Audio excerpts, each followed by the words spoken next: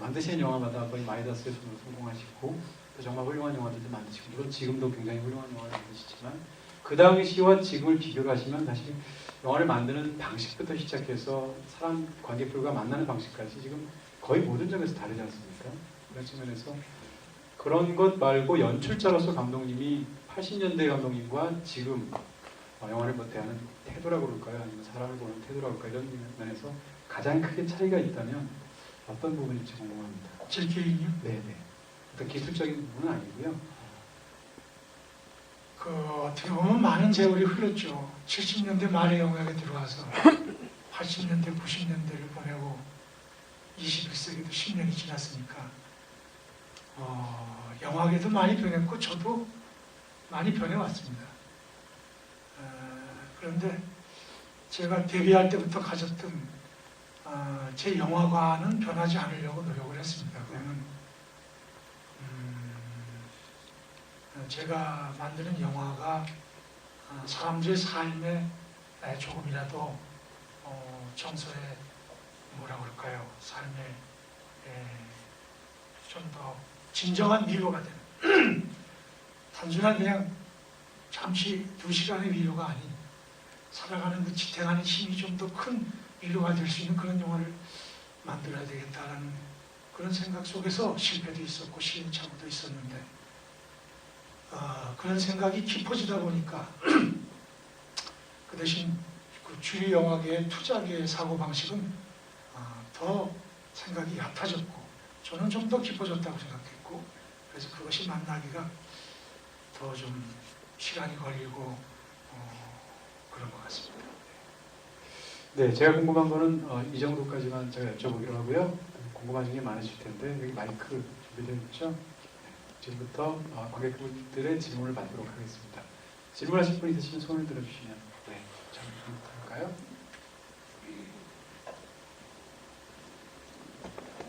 배창호 감독님 실제로 지금 봐서 대단히 기쁘고요. 배창호 감독님께 세 가지 질문을 좀 하고 싶은데요.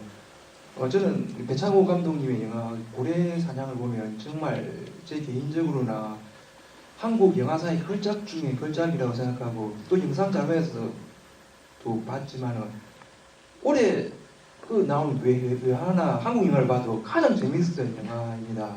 그런데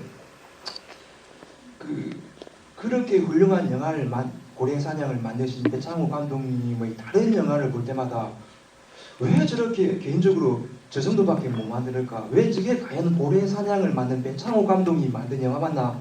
그렇게 실망하는 관객을 위해서 뭐라고 해주실 말씀과 이제 두 번째 질문은 고래사냥 2에서 김수철 씨와 이민숙 씨가 하지 않고 손창민 씨와 강수혜 씨가 있지 않습니까?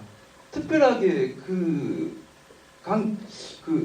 배우를 교체한 이유가 있는지 이제 그게 궁금하고요. 이제 세 번째는 이제 고래사냥 2에서 안성기 씨가 생식을 해야 된다고 막 통닭이라든지 막 먹지 않습니까?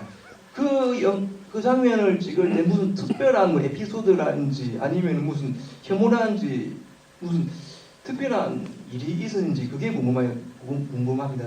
또 그 장면을 어떻게 찍었는지. 예, 감사합니다.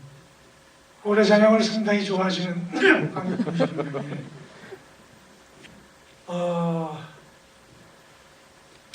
저는 2년 전에 제 전작전을 한 적이 있어요. 서울 아트시네마에서 여행을 빼고 17편을 했는데 모처럼 쭉 보다가 잘 나갔어요. 영화들이 이렇게 해서 영화 괜찮다 이런 것도 있었는데 깊고 푸른 밤을 보고 이제 고래사냥 2편을 봤어요.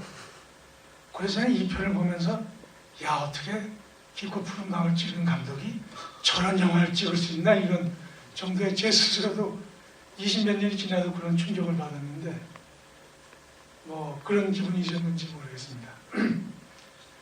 뭐 고래사냥은 제가 특별히 좋아하는 영화긴 한데 뭐 다른 작품하고 비교해서 제가 지금 말씀드리긴 좀 그렇고 2편에 손창민으로 교체한 이유는 네, 첫째는 김수철 씨가 출연을 고사했고 그리고 2편은 되도록 안 하려고 했는데 그 기획이 좀 억지로 했어요. 영화 기획서부터 김수철 씨가 안 한다고 그랬고 그래서 이제 뭐 찾아낸 배우가 그때 손창민이었고 그리고 그 안성기 씨가 슈퍼에서 날 다 먹는 거 그건 이제 입에다 그걸 많이 물어보는데 그거 진짜 삼켰어요? 뭐 그러는데 이제 연기자가 이렇게 입에 넣는 신용을 하고 컷하면 이제 뱉어냈죠. 근데 그래도 안성기 씨 비위가 좀 상했을 겁니다. 제 끼어들어서 죄송하지만 고래단양 뭐 보시는 분들마다 다르겠습니다. 고래단양도 굉장히 좋아하지만 고래단양만큼 제가 좋아하는 감독 영화가 10편은 되는 것 같거든요. 그런 측면에서 관객들마다 또 차이가 있을 수 있을 것 같다는 생각이 지금 갑자기 들어서 좀 첨언을 하고 싶고요. 또 질문하시고 있으신 분이 계시면 손 들어주시겠어요? 네, 자, 멘트해 주시겠습니까? 저는 배창호 감독님 예전에 그 같이 본 영화를 얘기하시고 감독님한테 영화는 그럼 관계가 무엇입니까 했을 때 감독님께서 저는 제 영화가 저하고 동시대를 살아가는 사람들에게 보내는 저의 연애 편지가 됐으면 좋겠다고 했던 얘기가 지금 제가 기억이 나거든요.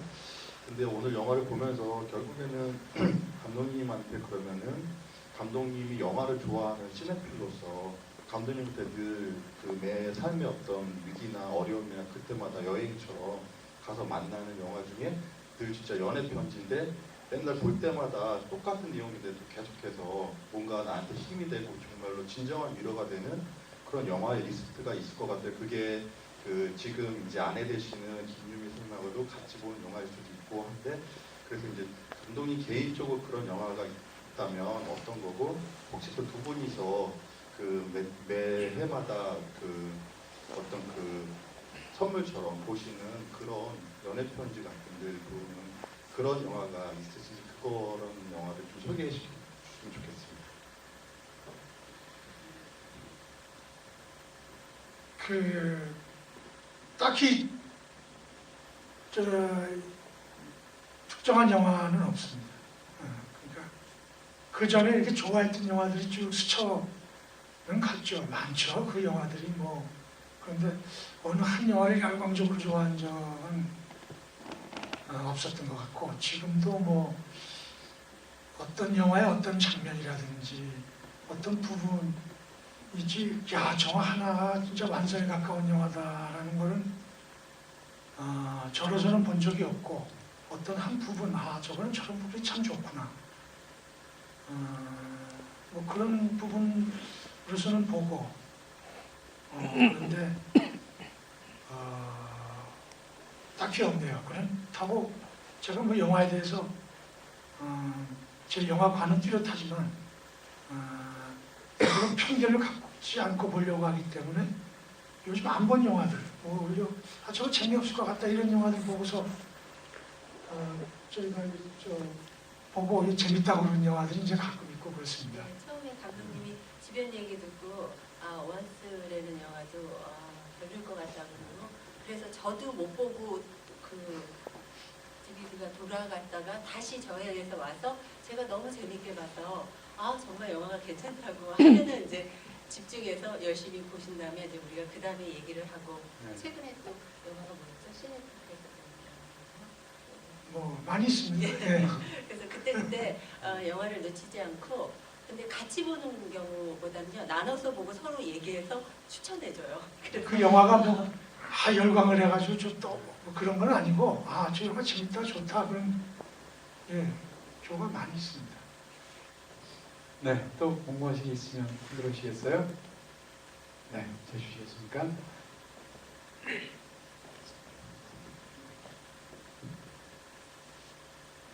감독님 예전 작품들 보면 좀 순애보적인 인물들이나 테마들이 자주 등장했었는데요.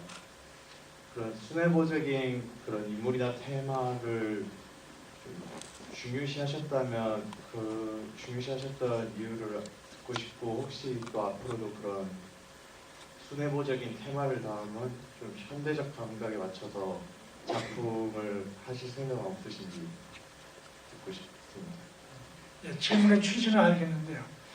항상 이렇게 답변하고 하다 보면은 용어 구분이 애매해요. 그런 순애보적인 게 뭐고 현대적인 영화가 무엇인가 그런 그 이제 어느 쪽에서부터 해야 되는데 말씀에 치지는 않았습니다. 그런데 나는 사람들의 살아가는 순간 속에서 가장 저를 감동시키고 또 제 속에 깊이 있는 무엇과 맞닥뜨리는 순간들은 사랑의 순간들이에요. 근데 또 사랑의 순간 그러면 사랑을 또 다른 뜻으로 생각하는 분들도 많습니다.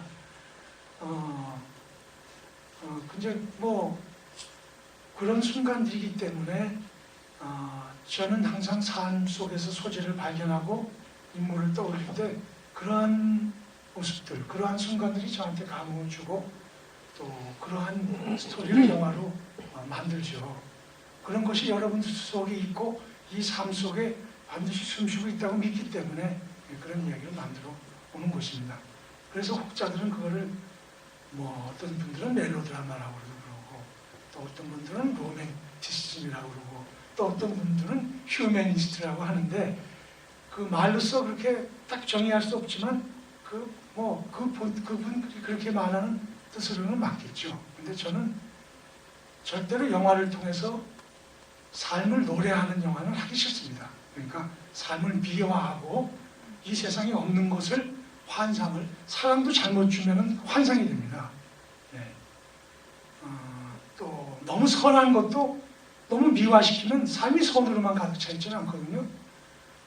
근데 있는 속에서 우리 있는 속에서 어떤 그런 순간들, 그런 정서들을 하려고 노력을 하죠. 그런데 저를 그러니까 이 세상에 지금 잘 잃어가고 있는 모습들을 보니까 그 잃어가는 거하고 없어진 것하고는 다르거든요. 그래서 혹 저를 또 로맨티스트라고 하는 사람들도 있는데 뭐 어떤 용어에 상관없이 그분들의 취지는 알고요. 그러한 제가 느끼는 사람들 사이의 사랑과 그 사람 개인에 있는 사랑의 모습은 고전이든 현대든 뭐 그것이 현대적인 영화든 시대적인 영화든 그런 모습은 늘 나타내려고 합니다. 네, 또 궁금한 게 있으시면 마이크 주시겠어요?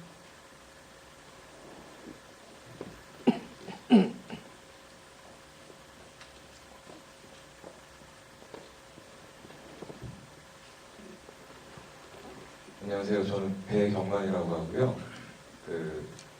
배시 가문에서 항상 제가 주변에 얘기하기를 가장 위대하신 분이 배창호 감독님을 이렇게 얘기하며 살고 있는데 만나뵙게 돼서 정말 영광입니다.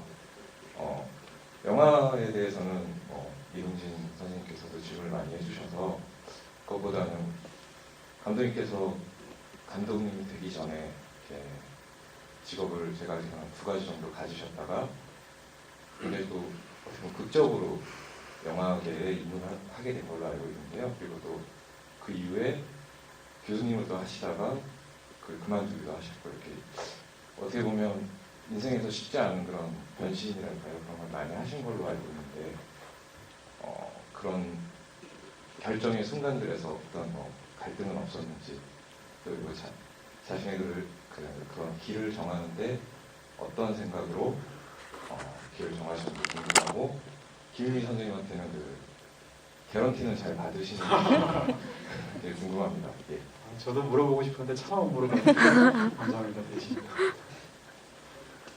지금 질문은 상당히 답변이 길어야 되는 문제이기 때문에 짧게 얘기할 수밖에 없네요.